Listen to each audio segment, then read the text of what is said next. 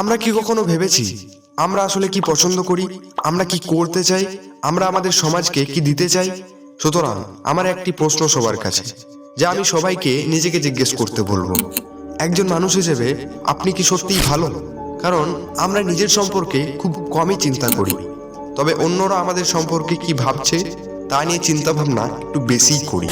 এবং যখন ওই বিশেষ চিন্তা আসে, আমরা সর্বদা সেখানে অন্যকে ইমপ্রেস করার চেষ্টা করি।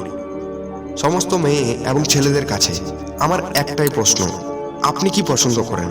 আপনি কি কখনো এটি সম্পর্কে চিন্তা করেছেন? আমরা সবসময় চেষ্টা করি কিভাবে আমাদের বন্ধুদের ইমপ্রেস করতে পারি, কিভাবে আমাদের বয়ফ্রেন্ড কিংবা গার্লফ্রেন্ডকে ইমপ্রেস করতে পারি। কখনো নিজেকে ইমপ্রেস করার কথা ভাবি না, কারণ আমাদের কখনোই ভুলে যাওয়া উচিত নয় যে আমরা আমাদের নিজেদের কম্পিটিশন, আমাদের নিজের মধ্যে কম্পিটিটিভ হওয়া উচিত। কারণ এটি একটি জীবন যা আমরা পাই, এটি একটি মুহূর্ত যতক্ষণ আমরা বেঁচে থাকি। তাই আমরা সবসময় বিভিন্ন উপায়ে চিন্তা করি, তবে কখনো কখনো নিজেকে নিয়েও চিন্তা করুন, নিজেকে নিয়েও ভাবুন। যখন কেউ আপনাকে চাপ দিচ্ছে, তখনই আপনি নিজের গুরুত্ব উপলব্ধি করেন। শুরুতে আমি বলেছিলাম যে আমরা নিজেরাই বিশ্বাস করি না। কাম অন, আপনি যদি নিজেকে বিশ্বাস না করেন, তবে আপনার চারপাশের প্রত্যেকে কিভাবে আপনাকে বিশ্বাস করবে, তাই না? সুতরাং নিজেকে বিশ্বাস করা শুরু করুন। আপনি যদি কিছু করতে চান, তবে তার জন্য নিজের বিশ্বাসী হন।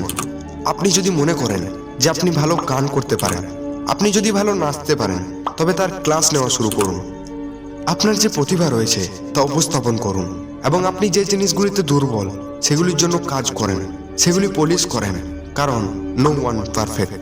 প্র্যাকটিস এবং কনস্ট্যান্সি যা একজন ব্যক্তিকে আরও বেটার মানুষ করে তোলে, যা ডিসাইড করে আপনি গতকালে কোথায় পৌঁছাবেন। সো এই যাত্রায় আপনি আপনার শিক্ষক দ্বারা লালিত হন, আপনার যত্ন নেওয়া হয়, প্রতিটি ছোট জিনিসে তাকানো হয়, তাই না? সো আপনি এই কলেজ থেকে বেরিয়ে আসার সাথে সাথে, এই সীমানা থেকে বেরিয়ে আসার পরে কি ঘটবে, আপনি আসল বিশ্বের মুখোমুখি হবেন। সো যখন কেউ শিক্ষক আপনাকে আপনার ক্লাসে একটি প্রশ্ন জিজ্ঞেস করেন, মেক শিওর আপনি উত্তর দিয়েছেন। আপনি ভুল উত্তর দিন, তবু উত্তর দিন। ভুল করা সর্বদা ভালো। আপনি অনেকগুলি ভুল করুন, কারণ একবার আপনি কমফোর্ট জোনের বাইরে চলে গেলে আপনি বিশ্বকে চ্যালেঞ্জ করতে পারবেন, আপনাকে কেউ আটকে রাখতে পারবে না। সুতরাং আপনি যা করতে চান তা করুন, কারণ অপরচুনিটিস একবার করে না। তাই রিস্ক থাকলেও রিস্ক নিন এবং নিজেই সুযোগটি করুন, সেটির জন্য কাজ করুন। কালকের জন্য অপেক্ষা করবেন না, বা আপনি নিখুঁত থাকবেন এমন সময়ের জন্য অপেক্ষা করবেন না।